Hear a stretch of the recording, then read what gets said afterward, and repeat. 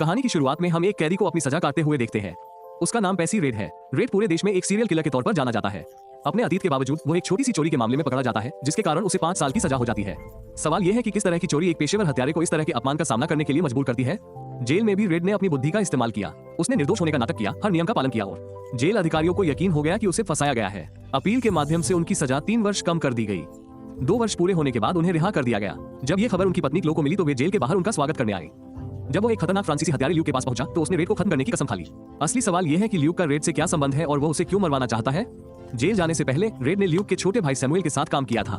उस दिन रेड और सैमुअल ने एक ही आदमी से RC 6 बिलियन मूल्य के बॉन्ड चुरा लिए। भागने के दौरान रेड ने सैमुअल की हत्या कर दी ताकि वो सारा पैसा अपने पास रख सके। इस बीच पीड़िता ने संयुक्त राज्य अमेरिका की यात्रा की और रेड की खोज शुरू कर दी। यहीं से असली खेल शुरू होता है। ल्यूक एक पार्किंग स्थल पर पहुंचता है और एक पीले रंग की कार में उसकी रुचि हो जाती है। वो ब्लेड से उसे खोलने का प्रयास करता है। तभी कार का मालिक आता है, पुलिस को बुलाने का प्रयास करता है। ल्यूक उसे चाकू मार देता है और कार चुरा लेता है। पार्किंग स्थल से बाहर निकलते समय ल्यूक एक नाइट क्लब में पहुंचता है। वो क्लब के मालिक थॉमस सिस्ले की तलाश करता है। ल्यूक की उपस्थिति से भयभीत होकर सिस्ली छिपने की कोशिश करती है। वो इस बात पर जोर देता है कि उसने ल्यूक के भाई को कभी नुकसान नहीं पहुंचाया। ल्यूक का कहना है कि वो उसे मारने नहीं बल्कि भारी हथियार इकट्ठा करने आया है।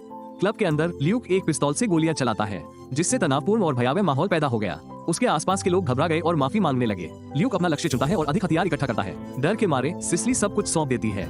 ल्यूक एक बैरेट M820 स्नाइपर राइफल पकड़ता है और उसे बाहर खड़ी पुलिस की ओर तान देता है। फिर वो अपना लक्ष्य किसी के हाथ में बियर की कैन पर केंद्रित करता है। इससे पता चलता है कि ल्यूक कितना खतरनाक रूप से अस्थिर है, यहाँ तक कि लक्ष्य अभ्यास के दौरान भी। सिस्ली आखिरकार ल्यूक से पूछती है कि उसे ऐसे हथियार की क्या जरूरत है। ल्यूक समझाता है कि उसे रेड को मारना होगा। फिर ल्यूक को सिस्ली से रेड का पता मिलता है। ल्यूक रेड के घर जाता है। वहाँ हम रेड को अपनी पत्नी क्लो के साथ समय बिताते हुए देखते हैं। घर पर रेड एक पेंटिंग बोर्ड देखता है। क्लोई बताती है कि वो कल एक स्थानीय कला की दुकान में पेंटिंग करेगी, जहाँ देश विदेश से महत्वपूर्ण खरीदार आएंगे। फिर हम क्लो को आर्ट शॉप में पेंटिंग बनाने की तैयारी करते हुए देखते हैं। उस दुकान का मालिक डेरेक है। क्लोई उसे बताती है कि सब कुछ तैयार है और अगर वह ये साबित होता है, लेकिन डेरेक के इरादे कुछ और है। क्लो को उसके कमरे में अकेला पाकर वो बार-बार उसके साथ छेड़खानी करने की कोशिश करता है। क्लोई उसे चेतावनी देती है कि उसका पति बहुत खतरनाक है और अगर उसे पता चल गया तो वो उसे मार डालेगी। लेकिन डेरेक उसकी उपेक्षा करता है और उसके साथ जबरदस्ती करने की कोशिश करता रहता है। उसे इस बात का कोई अंदाजा नहीं है कि क्लो का पति वास्तव में कितना खतरनाक है। जब डेरेक उसे प्रभावित करने में असफल हो जाता है तो वो क्लो को धमकी देता है। वो उससे कहता है कि अगर आज एक भी पेंटिंग नहीं बिकी, उसे कंपनी का पूरा कर्ज चुकाना होगा। डेरेक ने इस चित्रकला कार्यक्रम के लिए प्रमुख प्रायोजकों से $1 मिलियन का ऋण लिया था। क्लो की प्रतिष्ठा पर भरोसा करते हुए डेरेक के व्यवहार से क्लो हैरान है।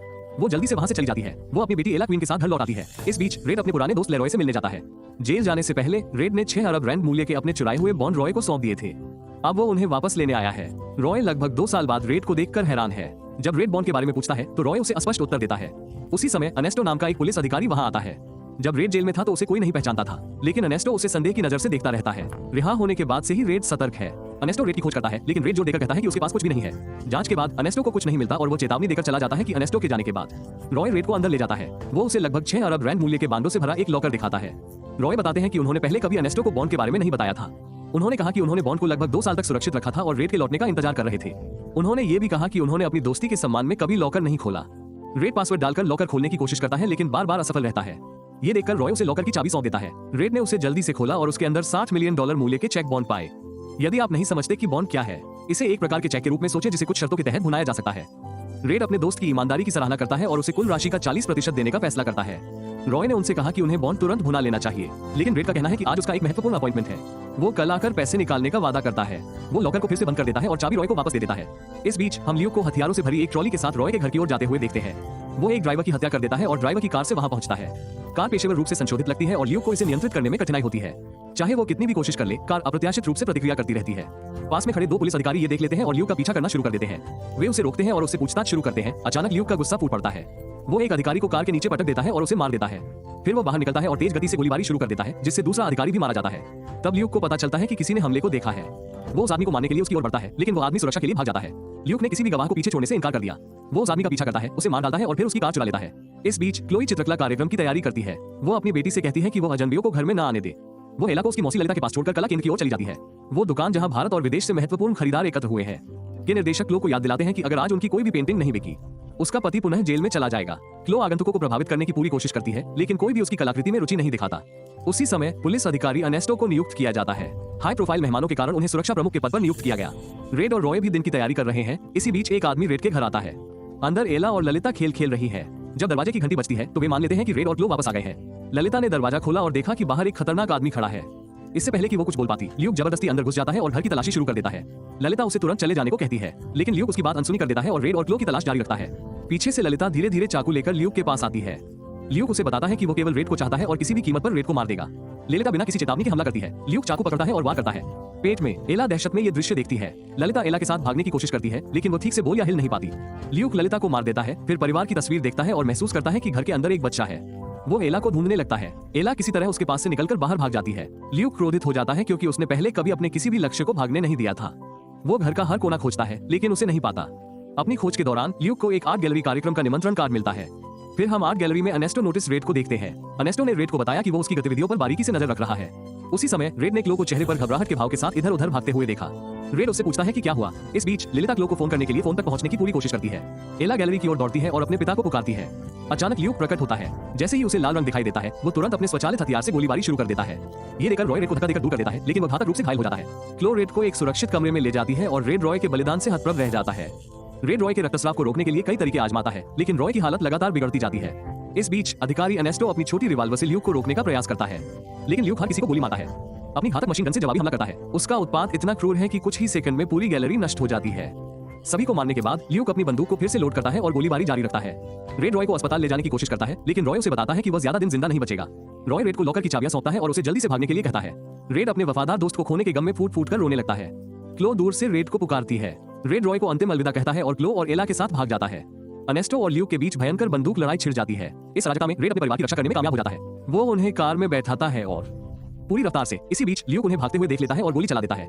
रेड तेजी से गाड़ी चलाता है और ल्यूक को कार से टक्कर मारता है। ल्यूक वाहन पर लटक जाता है और रेड का गला पकड़ लेता है। रेड ने देखा कि ल्यूक की मशीन गन पास में पड़ी है। वो हथियार पकड़ लेता है और ल्यूक पर बार बार गोली चलाता है। गोलियों का सामना करने में असमर्थ ल्यूक अपनी पकड़ ढीली कर देता है और सड़क पर गिर जाता है। जब स्थिति शांत हो जाती है तो क्लो रेड से पूछती है कि ल्यूक उसके पीछे क्यों पड़ा है। रेड उसे ल्यूक के छोटे भाई सैमुअल के बारे में सब कुछ बताती है।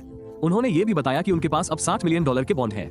बातचीत करते हुए वे रॉय के घर पहुंचते हैं, जहां बॉन्ड एक लॉकर में रखे हुए हैं। रेड ने कार में इंतजार करने को कहा और पैसे लेकर जल्दी लौटने का वादा किया। वो लॉकर की चाबी लेकर अंदर चला जाता है, जबकि क्लो और एला बाहर ही रहते हैं। रेड घर में प्रवेश करता है, एक बैग उठाता है, लॉकर खोलता है और उसमें बॉन्ड भरना शुरू कर देता है। इस बीच ल्यूक वापस आता है और कार की ओर जाता है। रेड लगभग बॉन्ड पैक करना समाप्त कर ही रहा था कि अचानक उसकी नजर एला पर पड़ी। रेड एला को कसकर गले लगाता है और उसे बचाने के लिए क्लो को सीढ़ियों से नीचे धकेल देता है। रेड तुरंत समझ जाता है कि क्या हो रहा है। अंततः दो घातक हत्यारे एक दूसरे से भिड़ जाते हैं। ल्यूक क्लो पर बंदूक तानता है और उसे आगे बढ़ने के लिए मजबूर करता है। रेड उसे अपने परिवार को छोड़ देने की विनती करता है। वो समझाता है कि उसने कभी किसी की हत्या नहीं की। शमूएल से कहा कि शमूएल की मृत्यु डकैती के दौरान हुई थी, लेकिन ल्यूक ने उस पर विश्वास करने से इनकार कर दिया। वो जानना चाहता है कि उसके भाई ने ऐसा कौन सा अपराध किया था जिसके कारण रेड ने उसे छोड़ दिया। रेड पूरी सच्चाई बताता है। वो बताता है कि सैमुअल की हत्या नहीं हुई थी। डकैती के बाद दूसरे गिरोह के हमले में सैमुअल की मौत हो गई। रेड चोरी की गई बांडों में खुद को बचाने के लिए घटनास्थल से भाग गया। रेड ने बताया कि अब वो अपना घर छोड़ना चाहता है, अतीत को पीछे छोड़कर अपने परिवार के साथ शांतिपूर्ण जीवन व्यतीत करना। वो ल्यूक के साथ और अधिक परेशानी नहीं चाहता। वो ल्यूक को अपने बैग में मौजूद पूरे $1 मिलियन और बॉन्ड भी देने की पेशकश करता है, लेकिन ल्यूक ने उसके प्रस्ताव को नजरअंदाज कर दिया। बिना किसी चेतावनी के वो रेड को गोली मार देता है। क्लोई भागने लगती है, ल्यूक उसे पीछे से गोली मार देता है। एला डर के मारे लॉकर के अंदर छिप जाती है। क्लोई भाग जाती है और ल्यूक लॉकर का दरवाजा बंद कर देता है। लॉकर वायुरोधी है और ऑक्सीजन की कमी से एला की मृत्यु हो सकती है। इसके बाद ल्यूक क्लो की खोज शुरू करता है। क्लो कई दरवाजों से भागती हुई तहखाने में पहुंचती है। ल्यूक कुशलता से उसका पीछा करता है। दोनों लगभग एक ही समय पर तहखाने में पहुंचते हैं। ल्यूक क्लो को ढूंढता फिरता है। क्लो एक धातु की कुदाल पकड़े हुए दीवार के पास छिप जाती है। जैसे ही ल्यूक पास आता है, क्लोई उस पर पीछे से हमला करती है। इस प्रहार से गोली ल्यूक के पेट में गहराई तक जा धंसती है और क्लो बच निकलती है। चोट के बावजूद ल्यूक आगे बढ़ना जारी रखता है। वो बार बार दीवार में गोली मारता है और उसमें फंसी गोली आधी टूट जाती है। जब ल्यूक निकास द्वार पर पहुंचता है, उसे पता चलता है कि क्लो ने उसे दूसरी तरफ से बंद कर दिया है और भाग गई है। इस बीच रेड अभी भी जीवित है। वो अपनी जेब से लॉकर की चाबी निकालता है। गोलियां सीधे उसकी छाती में नहीं लगी, क्योंकि लॉकर की धातु की चाबी ने प्रभाव को अवशोषित कर लिया था। लाल जल्दी से उठता है और लॉकर खोलने की कोशिश करता है, लेकिन गोली लगने से चाबी क्षतिग्रस्त हो गई है और वो उसे ठीक से नहीं लगा पा रहा है। लॉकर के अंदर एला की हालत खराब हो जाती है क्योंकि उसका ऑक्सीजन स्तर गिर जाता है। रेड एला को प्रोत्साहित करता है और कहता है कि वो उसे जल्द ही बाहर निकालेगा। वो डिजिटल पासवर्ड डालकर लॉकर खोलने का प्रयास करता है, जबकि क्लोई दौड़ना जारी रखती है और अंततः गलियारे को पार कर जाती है। अचानक उसका सामना ल्यूक से होता है। ल्यूक उस पर धातु की छड़ से हमला करता है। एक भय संघर्ष शुरू हो जाता है। क्लोई वापस लड़ती है और किसी तरह मुक्त होने में सफल हो जाती है। वो रेड की ओर दौड़ती है। ल्यूक रेड को जीवित देखता है और उस पर हमला करता है। रेड और ल्यूक के बीच हिंसक टकराव शुरू हो जाता है। ल्यूक लाल होने ही वाला था कि तभी अधिकारी अनेस्टो अचानक आ धमका और उस पर हमला कर दिया। अनेस्टो बार बार गोली चलाता है, जिससे ल्यूक की छाती में गोली लग जाती है। यह महसूस करते हुए कि वो मरने वाला है, ल्यूक अपनी जेब से 2 ग्रेनेड निकालता है और पिन खींच लेता है। एक जोरदार विस्फोट से कमरा तहस नहस हो गया। अनेस्टो और क्लोई ने छिपकर अपनी जान बचाई, एक दरवाजे के पीछे, जबकि रेड लॉकर के पीछे जीवित रहता है। विस्फोट से 600 करोड़ रुपए के बॉन्ड नष्ट हो गए। विस्फोट शांत होने के बाद रेड लॉकर की ओर दौड़ता है। विस्फोट के कारण लॉकर स्वचालित रूप से खुल गया, क्योंकि लॉक तंत्र क्षतिग्रस्त हो गया था। रेड एला को सुरक्षित बाहर खींच लेती है। फिर रेड अनेस्टो के सामने आत्मसमर्पण कर देती है। अनेस्टो ने रेड के परिवार को देखा और स्थिति को समझा। उसे बताता है कि वो जाने के लिए स्वतंत्र है। उनका कहना है कि उन्होंने पहले ही एक खतरनाक आज अपराधी है और इसके लिए उसे पदोन्नति मिलेगी, इसलिए वो रेड को गिरफ्तार न करने का निर्णय लेता है। इस दयालुता से प्रभावित होकर रेड अनेस्टो से वादा करता है कि वो अपना आपराधिक अतीत पीछे छोड़ देगा। वो आपसे अपने परिवार के साथ सादा और ईमानदार जीवन जीने की शपथ लेता है। इसके बाद हम रेड के घर का दृश्य देखते हैं जहां वो अपने परिवार के साथ दिन बिताता है।